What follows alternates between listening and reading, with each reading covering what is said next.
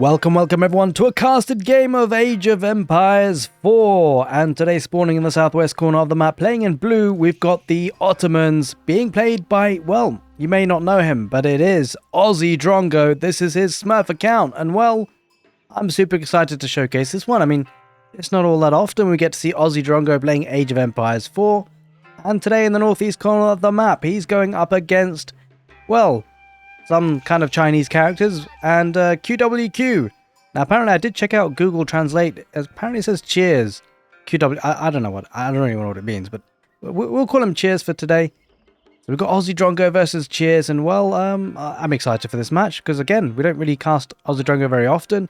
It's going to be opening out with an early military school. Now, I have seen some statistics on this match already, so I know it's going to be a cracker of a game. I don't exactly know what happens, but I'm sure it's going to be a banger. Trust me. Yeah, I'm pretty sure it will be.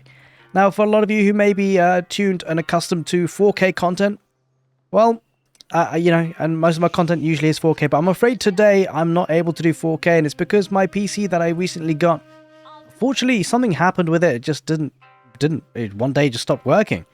So it is being checked over by some engineers, and I'm sure it'll be up and running again very soon, but I didn't want to miss the opportunity to cast an Aussie Drongo game, or just generally Age of Empires 4. I didn't want to leave you without Age of Empires 4 content, at least from my own channel. And so, being on prairie, it does mean there's going to be a lot of sheep on the map. That's going to be great for the Chinese to boom with, you'd think, wouldn't you?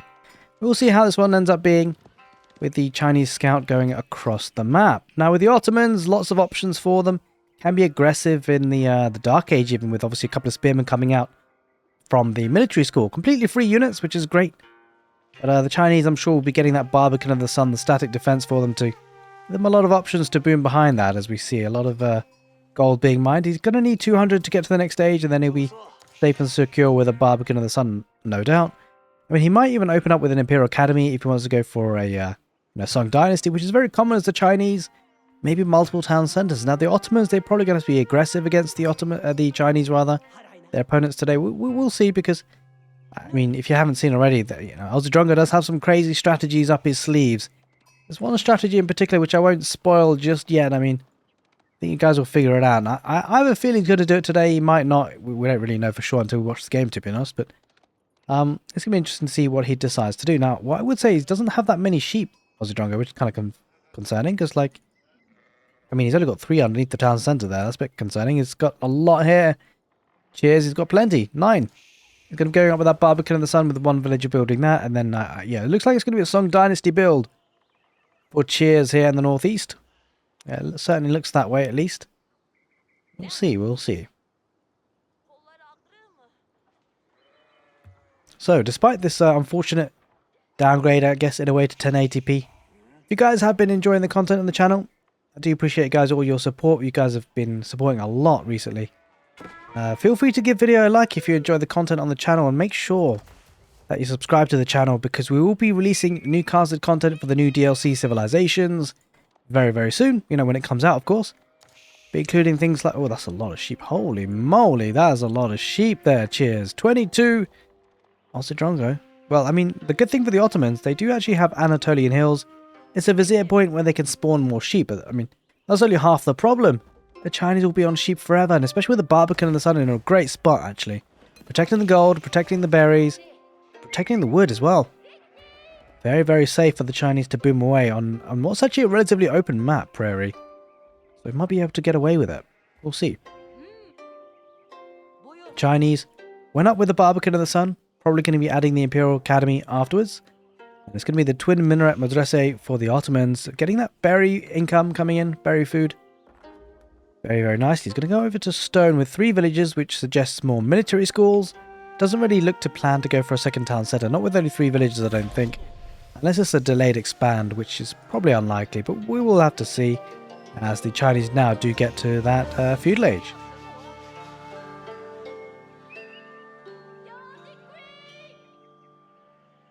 The Chinese scout just keeping an eye on things. Possibly going to go past that stone mine. Going to see the 3 villages and be a bit more rest assured that it's only going to be more military schools rather than town centres, which is something you probably expect anyway. The Ottomans are one of these civilizations that don't necessarily get a full economy bonus. In fact, can't really think of an economy bonus for them. It's more about their military schools and free units, and how they can pack a punch with that. So we might be looking to be a bit aggressive here, Aussie Drongo, as the game wears on. They do have a really mean timing push here with the Ottomans. Especially in the feudal age, they can sort of mass quite a lot of army by the sort of 15-20 minute mark. But we'll see, because it does look like Aussie Drongo is getting a blacksmith and production builders. We're just going to go for a second military school. Wants to make the most of those free units, and why wouldn't you as the Ottomans? I think he's got Anatolian hills by the looks of it as well, potentially there. And well, there's that Song Dynasty for the Chinese. So the villager count will start to rise a little bit and get a bit of a lead for the Chinese very soon. Keep depositing that gold as well. Tax collection is so good for the Chinese, and as well, so the imperial officials can supervise their drop-off points, increasing the amount of the resources being dropped off.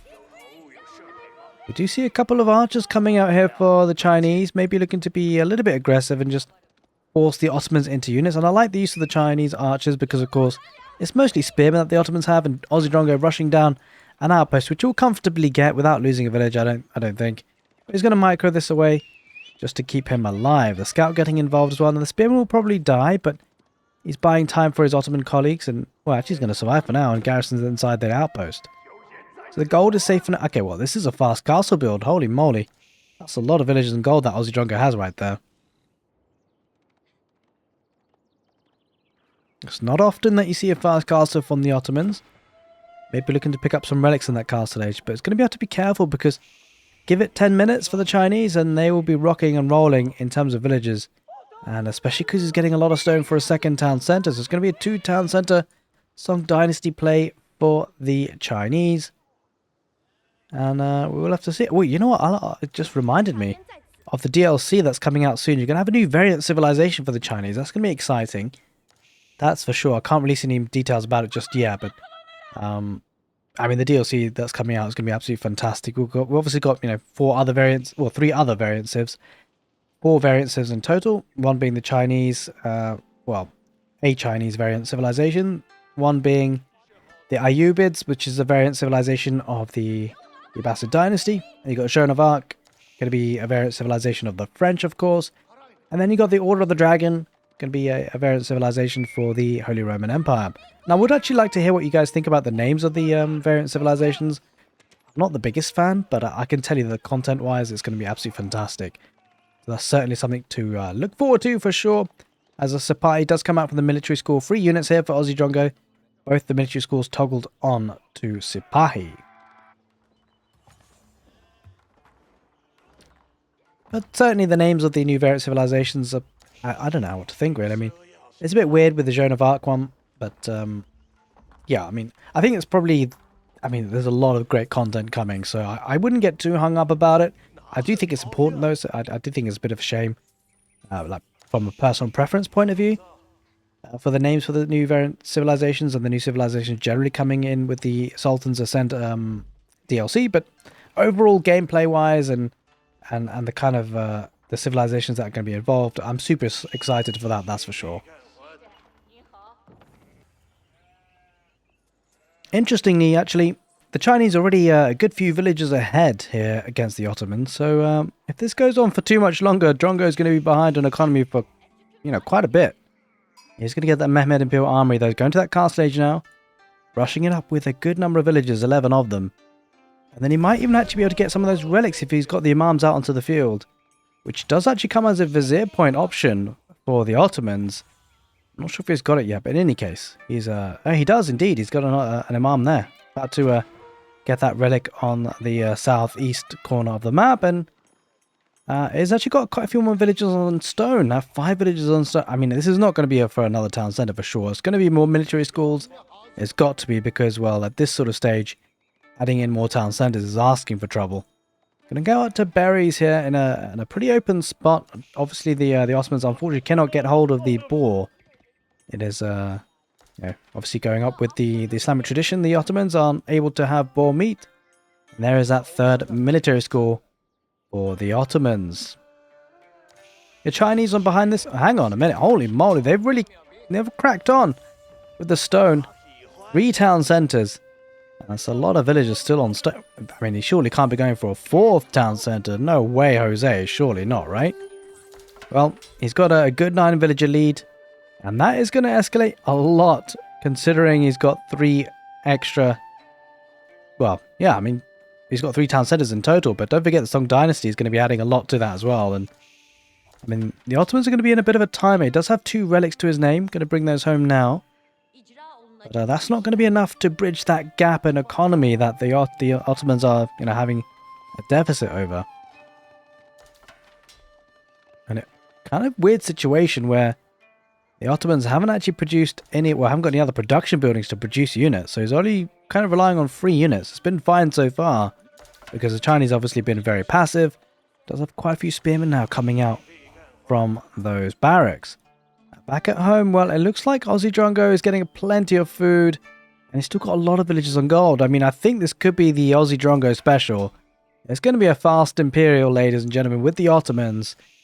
And it's going to pump out units. But that's only half the story because he's not matched up against a Chinese player doing this. And, I mean, the villager lead is already 20. I wonder whether the fast Imperial could possibly work here. Now, the Ottomans will have the tech advantage. But when you factor in 20 extra villagers for the Chinese, that's kind of a lead that's kind of scary, I have to say.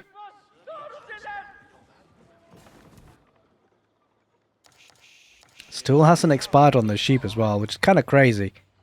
So you won't be expecting any sort of farm transition being needed anytime soon. It's going to get 4 of the 5 relics here, Aussie Drongo. Might even do well to try and snag this one in the north. Not sure if he'll get it, but with this number of villagers on stone, looks like he's going to go for a keep here. Mr. Cheers, playing in the northeast. He's got plenty enough stone for it. Okay, well, he's going to go for the Imperial Palace to get to the castle age. And he'll actually see his enemies' villagers as we see the first siege engine coming out from the Mehmed Imperial Armory being a mangan out. But still no production building for the Ottomans. Relying purely on 3 units. He's going to be going to the Imperial Age before too long. It just needs a bit more food. It should come in pretty quickly. Oh, okay. Well, the scout sees the issue. He sees what's happening. He sees there aren't that many military units. And now there is that castle age. Interesting choice for this, actually. Imperial Palace. But he will now be able to see if he does activate the ability. He's just done that now as well. So he should be able to see what's happening on the field. And interestingly, actually, we don't get to see what he sees in terms of villagers when he's activated the ability, because he has activated it. But maybe it wasn't for long, and maybe we didn't check it quick enough. That could possibly be it. He's going to get defensive keeps to start off with, and maybe build out from there. We'll have to see. But the sheep are all dead, but they're all being gathered. That might make for a hard farming transition for the Chinese. We'll see how he addresses the food requirements. Now it's going to be the Istanbul Observatory for the Ottomans, getting themselves up to the Imperial Age. And again, just relying on 3 units. Going to go for man-at-arms. Would like to see a barracks for the man-at-arms upgrade. Because of course there'll be at the Castle Age units stage when he could, obviously go for the Imperial Age versions. Wait, another town center? This guy is going crazy on villager booming, and I don't blame him. He's got the stone to do so. He's still gathering stone. Another drop off here might give him enough for another keep. Where does he go with that second keep of the game?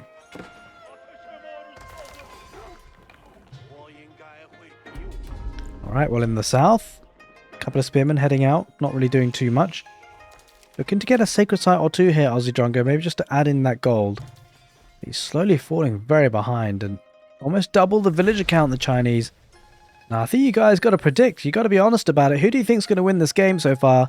The Chinese with double the economy and the same number of units as it happens as the Ottomans, or the Ottomans who do have that tech advantage of the Imperial Age, but a much weaker economy. He's going to get elite army tactics for those man-at-arms that are on the field. He does get a barracks, so he's going to be getting that upgrade soon enough. But otherwise relying essentially on 3 units. Does have the Mehmed Imperial Army still toggled over to the Maganao, at least for now. I think after that it's going to get the Great Bombard production underway. Be very, very nice for the Ottomans for sure. I would love to see a Mehter being added as well. He could toggle one of the military schools to do that. Could even drop a stable. He's going to get tithe barns, which is actually going to help him his economy with the relic being, 4 of them already being in the bag. One is actually being dragged in as well, so he did snag that one in the north. Oh, it's a forward keep drop coming in from the Chinese. The villagers come in forward and just to harass that stone vein. But, I mean, the question is, with the mangonels there, I'm not sure if... the keep will go up because the Chinese... The mangonel shot a huge shot on those villagers, but none of them actually die. Or maybe 1 or 2 did, but I think none of those villagers that the mangonels hit died. A lot of them very, very weak, though. And, well, Drongo has to find a way to solve this issue because there is a keep in his face. We get a siege workshop forward, the Chinese looking strong. This is going to be a good position to fight from. But the one thing that the Ottomans get, which is going to be crucial, is the Great Bombard. And that could be dealing all sorts of damage on that keep very soon. How long is he away from getting one, though? It's going to take a good 2 minutes. That's a long time to survive here.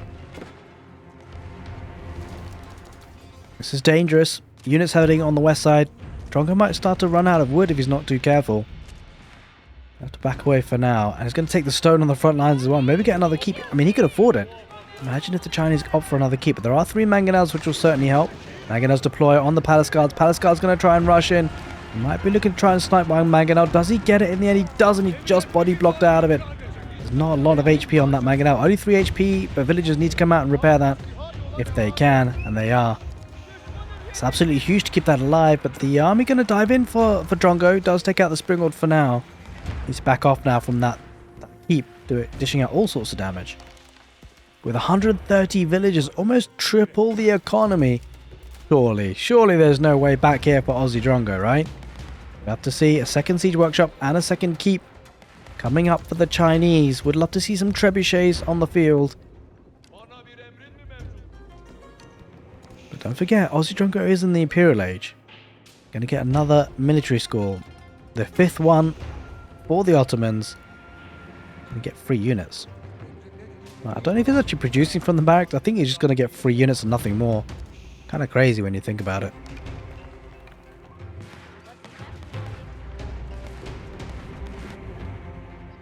The question is, where do you go from here? As the Ottomans, that is. He does have safeish wood to be taken in the south of the map, which he is there right now. And if Cheers can spot this, which he does, this could be trouble for Drongo. There's quite a few units heading this position. 4 palace guards, a spearman, and 4 crossbows. He is looking to address it though. And I mean, the bad thing for Drongo, he's actually lost 8 villagers. He's almost falling into almost just a third of the economy in comparison to the Chinese. There's the Great Bombard though. Does need to be sniped by the Chinese. Going to use villagers to repair instead. I would love to see some more Springalds. He needs Springalds here. Deal with the mangonels and the Great Bombard. If you can get those, it'd be ideal. Maybe even get to the Imperial Age and get a culverin or 2. But he's struggling. He's fighting in the Castle Age predominantly. Fighting against the villagers in the south. Actually, the villagers got out of there in the end. It's going to be man-at-arms. These guys are Imperial Age. Elite man-at-arms. With elite army tactics. So looking strong. Great Bombard. Going to be taking down that keep. There's 3 Great Bombards now for Aussie Drongo. I think he might have bought 1 of them. 2 of them for free is pretty huge if that's the case. The splash damage on these guys is great. Could also get an upgrade, a unique one for the Ottomans, which is Siege Cruise. Enables their siege to be garrisoned with a unit and makes them unpack faster and deploy faster and shoot faster. Let's look to take down this second keep with 3 bombards. It won't take long. In the south though, the Chinese sending more military. Trying to raid the wood line, doing a decent job of it.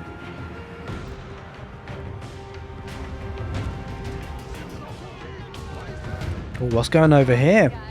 Going to be plenty of stables now. He did have the Imperial Palace, so if he adds in the astronomical clock tower, he would actually be able to get fire lancers. Going to go up to the Imperial Age with the Spirit Way. And plenty of stables. But we'll see what he decides to do. The Chinese might just go for horsemen instead, try and raid as much as possible.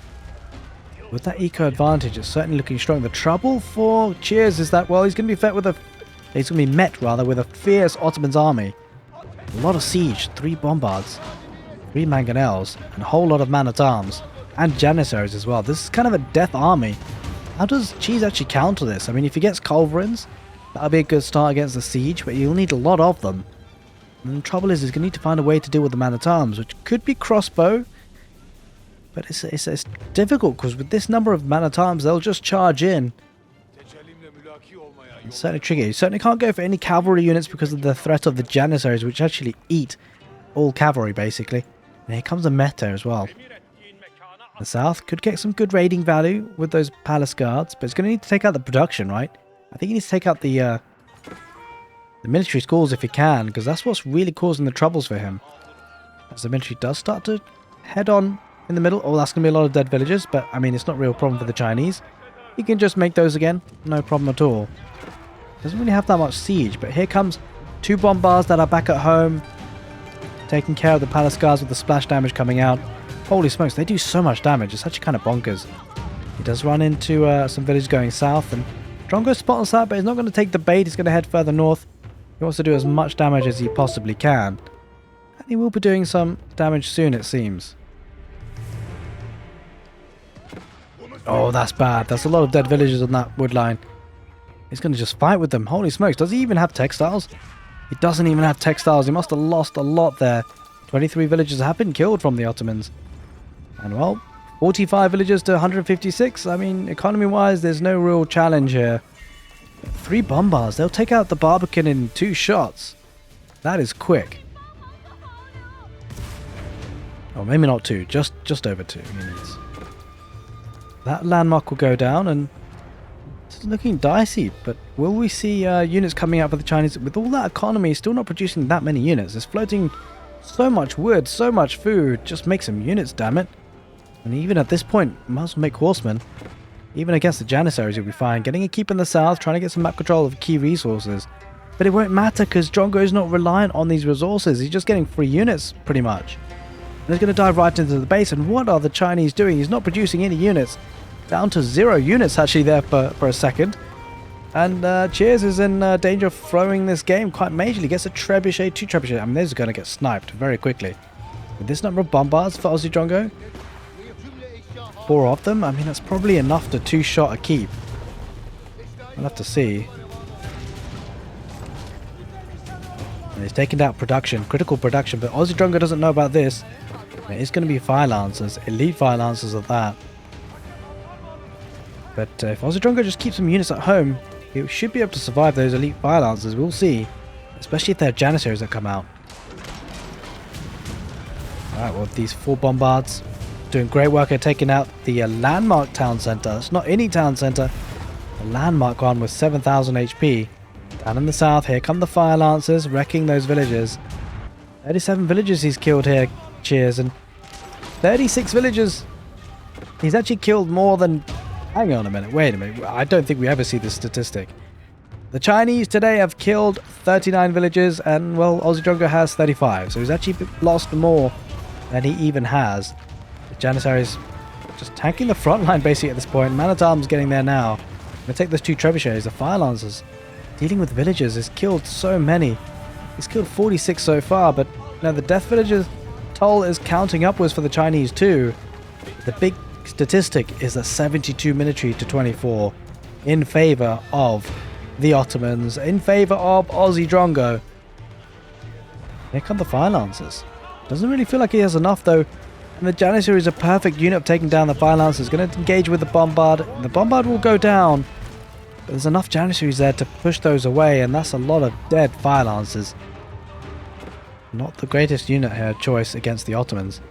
In fact, the more I think about it, the Ottomans shouldn't really worry about the fire lancers at all. Not when they have access to the Janissary. Now, Aussie Drongo has taken down 3 out of 6 landmarks. He's going to take 1 more. And with this number of bombards, 5 of them, holy smokes. All the fire lancers might just pick off 1 of those bombards. I'm not sure if he's going to be able to achieve that much more though. Oh my god, the bombard's absolutely wrecking those fire lancers on the retreat. Where does he go now? I think Drongo needs to find all the landmarks if he can, really.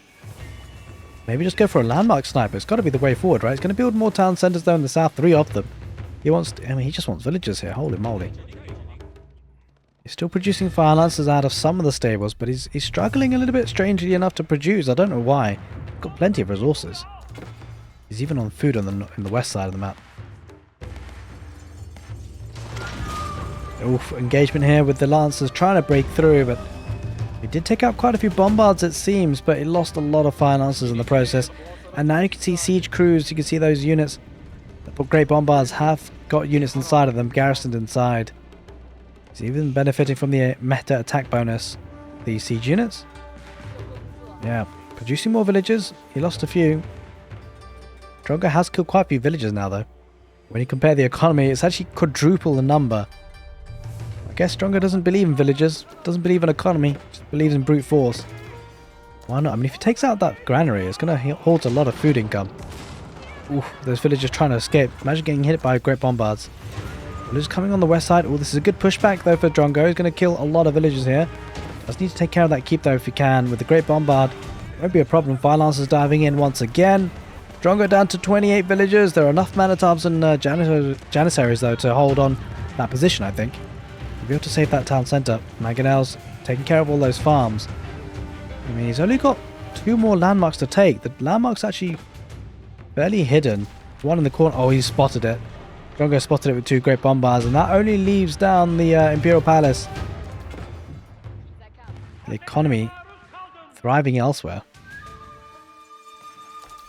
I mean, this is problematic for Cheese, because the Chinese rather, and Cheers, because he's actually got 99 villagers, but he doesn't have military.